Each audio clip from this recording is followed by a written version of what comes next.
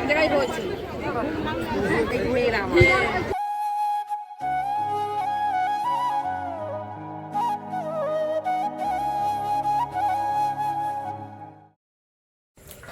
Hello everyone, welcome back to my channel.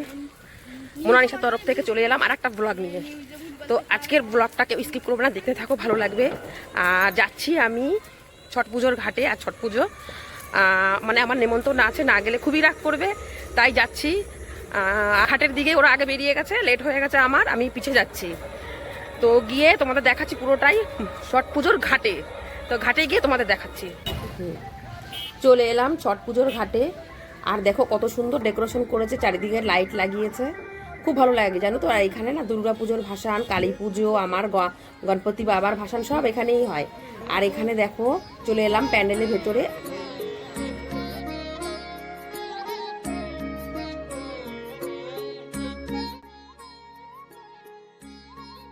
আর এখানে আছে আমাদের গনু বাবা। মেয়েদের সাথে এখানে দেখা হয়ে গেল, মেয়েরা বললো মা ওখানে আছে, ওখানে যাও। তো মায়ের কাছে যাচ্ছি। আর এখানে দেওর দাঁড়িয়ে আছে।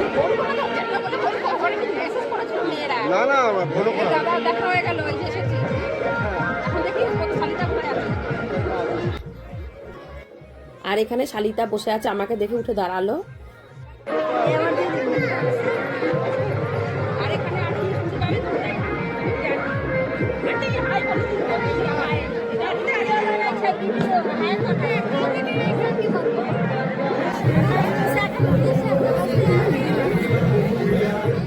আমাদের আসতে অনেকটাই দেরি হয়ে গেল। তো এসে দেখছি পুজো প্রায় শেষ, ঘাটে মাত্র কয়েকজন আছে। তো আমি ঘাটে গেলাম আর এখানে এসে একটু নমস্কার করলাম। আর এখানে দেখো, ঠিক করে তো পুজোর নিয়মটা জানা নেই, বেশ সবাই দেখি কত সুন্দর মানে কলহার কাঁধা নিয়ে, তারপরে কত রকম ফল আরো কি যেন বানায় ওরা, ঠেকুয়ানা কি সব দিয়ে বেশ ঝুড়িতে করে এনে সাজিয়েছে।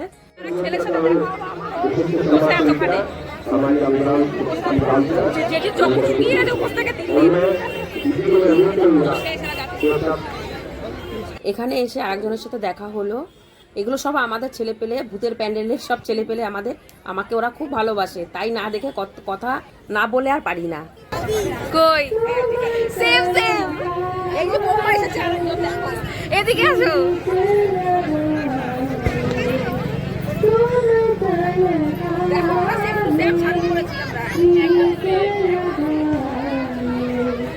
সুন্দর লাগছে, মানে আমার রাস্তা তোটা দেরি হয়ে গেছে, তার জন্য ছেলেরা তো পুজো হয়ে গেছে। এই পুজো আমরা করি, হ্যাঁ আমরাই কালী পুজো করি। আসো, হয়ে গেছে নাকি? চলেন হ্যাঁ চলেন, ওই দাদাকে ধরে নিয়ে এসে চলেন।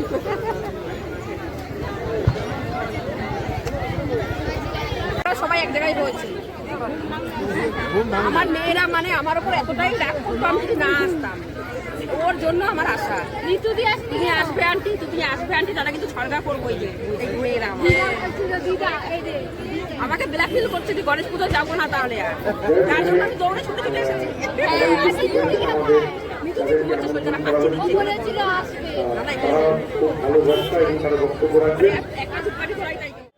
এখানে এসে অনেকের সাথে দেখা হলো, বেশ ভালোই লেগেছে। এখন সন্ধ্যা হয়ে গেছে, বাড়ি যাওয়ার সময়, তাই সবাই গুছিয়ে নিচ্ছে, তাই চলে যাব এখন বাড়িতে, আবার সকালবেলা আসতে হবে। আমরা ছট পুজোর ঘাট থেকে চলে এসেছি, পুজো হয়ে গেছে, এখন এসেছি এই দেওরের ঘরে। হ্যাঁ, দেওরের বউ ধরে নিয়ে এসেছে, আসতেই হবে। হ্যাঁ, এই যে ছেলে পেছনে বসে দেখো কি তাড়াহুড়া করে রেডি হয়েছি, শাড়িটা ভালো করে সাজিয়েও নি, দেখো গলায় মলায় কিছুই পরিনি, চলে এসেছি।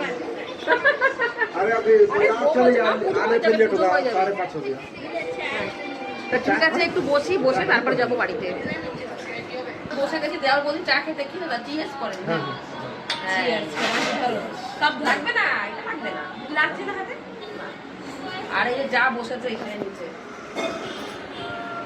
এই যে আমার চা দেবে, আমার চা দেবে, আমার চা দেয়, চা দেখাচ্ছে। আর এখানে দেখো বন্ধুরা, মাটির উনুনে এখানে ঠেকুয়া বানানো হচ্ছে।